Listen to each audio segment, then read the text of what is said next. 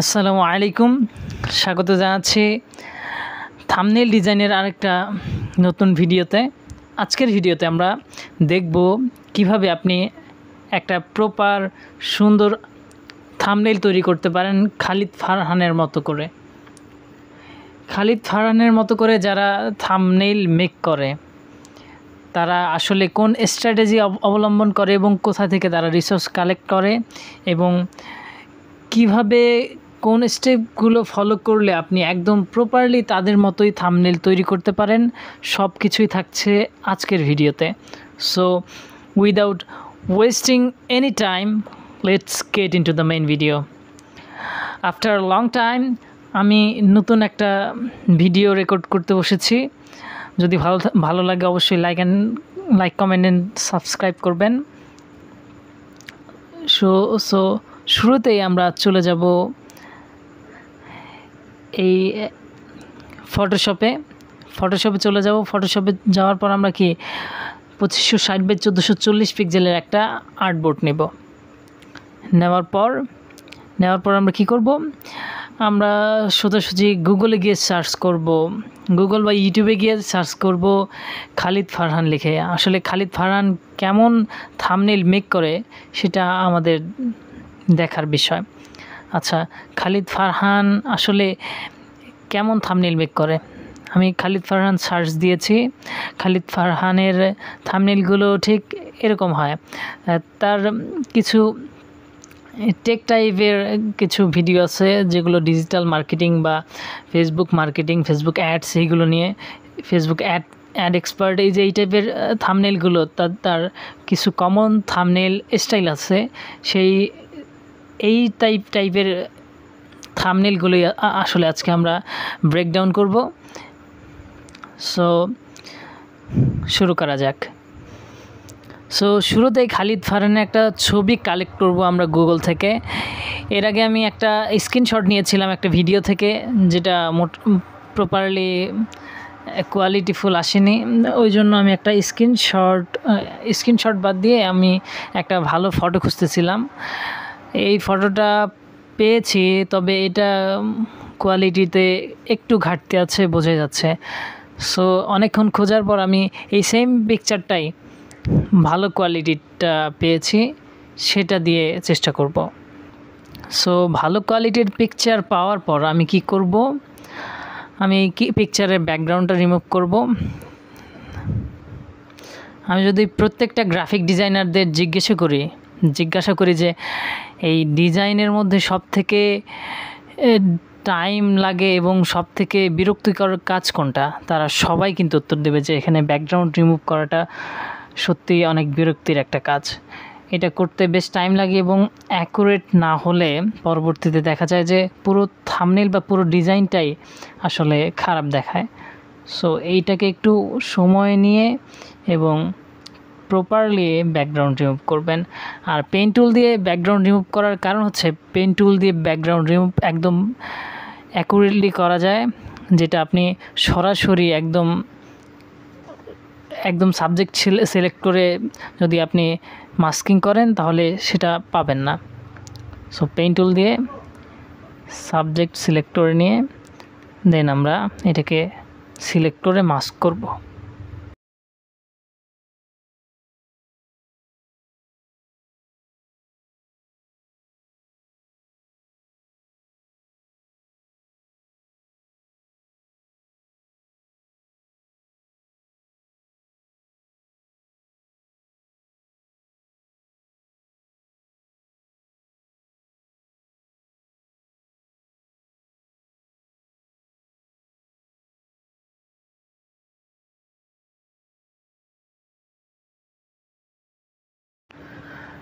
আচ্ছা, মাস্কিং করার পর এখানে হেয়ার মাস্কিংয়েরও দরকার আছে, যেহেতু হেয়ারটা যাতে প্রপারলি একদম সুন্দরভাবে বোঝা যায়, যাতে কাটা না পড়ে, ওই জন্য আমরা কি রিফাইন টুল দিয়ে হেয়ার মাস্কিং করব।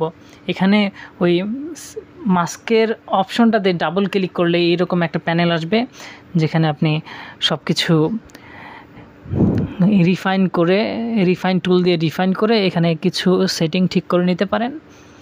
আমার এখানে অলমোস্ট সেটিংগুলো ঠিক করাই আছে, আপনি আপনার মতো করে ঠিক করে নেবেন। এবং এরপরে এটাকে আমরা কি করব,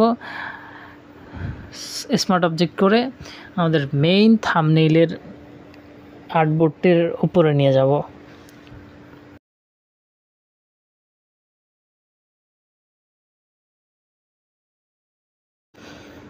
এরপর আপনি যদি লক্ষ্য করেন যে খালিদ ফারহানের থাম্বনেইলে, প্রত্যেকটা থাম্বনেইলে সে ব্যাকগ্রাউন্ড হিসেবে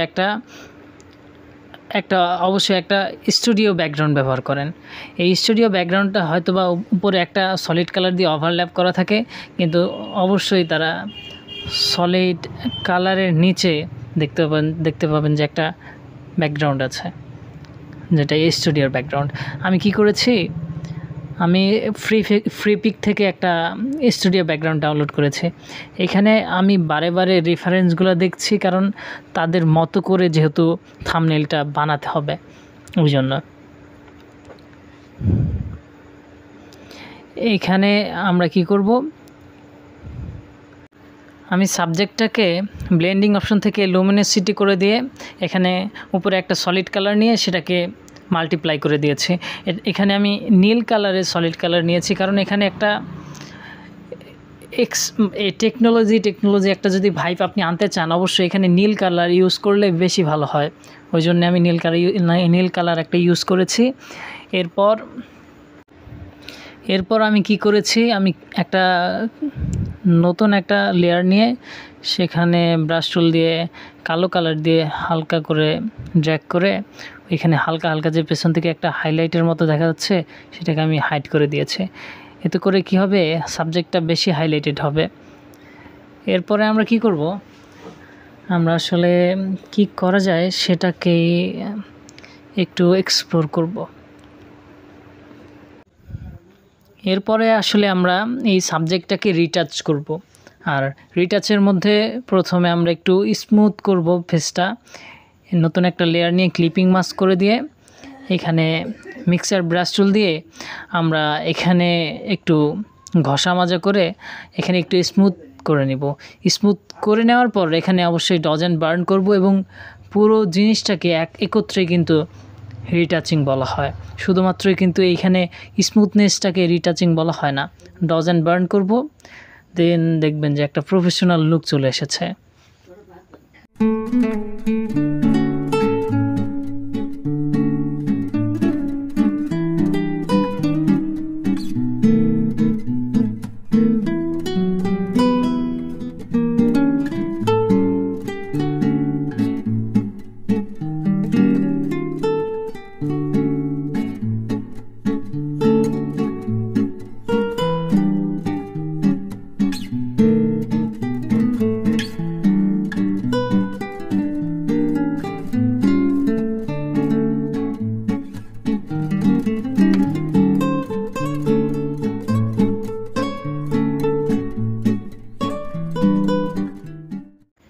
এরপর আমরা ল্যাপটপ, তারপর স্মার্টফোন এবং সাথে টাকার কিছু পিএনজি ব্যাকগ্রাউন্ডে অ্যাড করব। এবং এইভাবেই কিন্তু খালিদ ফারহান তার থাম্বনেইলে এইগুলো অ্যাড করে বোঝায় যে এগুলো উঠতেছে আর কি, এই টাইপের কিছু একটা বোঝানোর চেষ্টা করে। আমরাও তাই করব।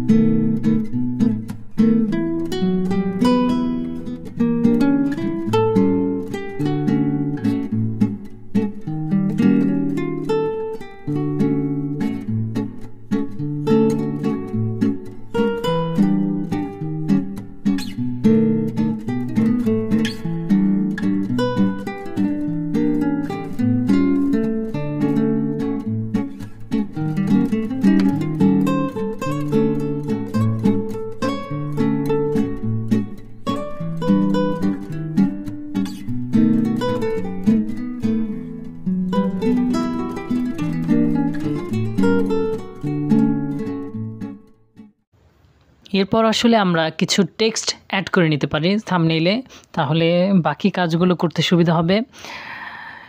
আর আমরা জানি যে খালিদ ফারহান তার থাম্বনেইলে এরকম লেখা লিখে থাকে যে এখানে থাকে তার মনে করেন যে ফ্রিতেই শিখুন ফেসবুক অ্যাডস অথবা ডিজিটাল মার্কেটিং, এই টাইপের টাইটেলগুলো থাকে কিন্তু, অথবা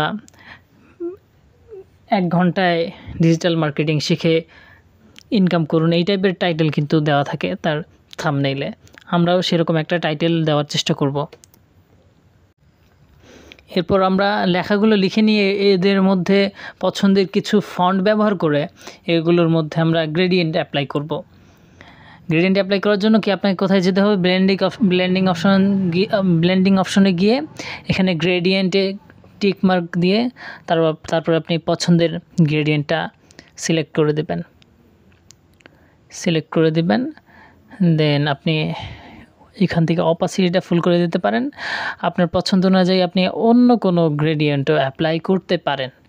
এখানে অলরেডি মেক করা আছে কিছু গ্রেডিয়েন্ট, যেটা ডিফল্ট দেওয়া থাকে অ্যাডোবি ফটোশপে। এছাড়াও আপনি চাইলে এখান থেকে মেকও করে নিতে পারেন আপনার পছন্দ মতো, আপনার পছন্দের রং অ্যাপ্লাই করে। এরপর আমি কি করেছি, একটা পেপার কাট ব্যাকগ্রাউন্ড, একটা পেপার কাট পিএনজি এনে সেটাকে বাম দিকে বসিয়ে দিয়েছি, কারণ এটা এক সাইডে একদম খালি লাগছিল, তাই এটাকে বসিয়ে দিয়ে এটার কালারটা চেঞ্জ করে ব্লেন্ডিং মোডটা চেঞ্জ করে দিয়েছি জাস্ট এইখানে। এরপর আমরা টেক্সটের বাকি কাজগুলো করতে পারি। এখানে কিন্তু থাম্বনেইলে অর্ধেক কাজই বাকি। এরপরে কি করা যেতে পারে?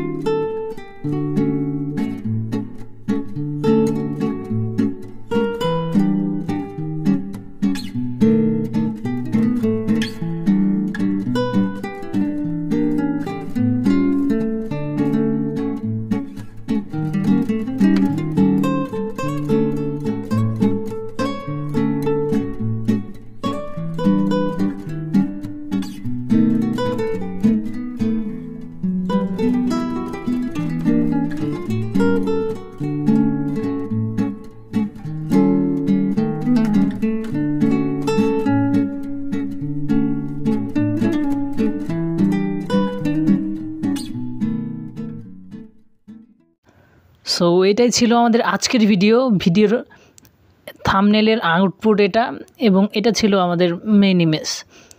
সো ভিডিওর অনেকখানি জুড়ে আমি ভয়েস ওভার করতে পারি নাই, এর জন্য দুঃখিত। যদি আপনি এই ধরনের ভিডিও নিয়মিত দেখতে চান তবে অবশ্যই চ্যানেলটা সাবস্ক্রাইব করবেন, এবং এই ভিডিওতে কোনো কথাবার্তা বা কোনো কিছু বুঝতে যদি আপনার সমস্যা হয়ে থাকে অবশ্যই কমেন্টে জানাবেন। সো অনেক দিন পর এটাই ছিল আমার আরেকটা থাম্বনেল ডিজাইন ব্রেকডাউন।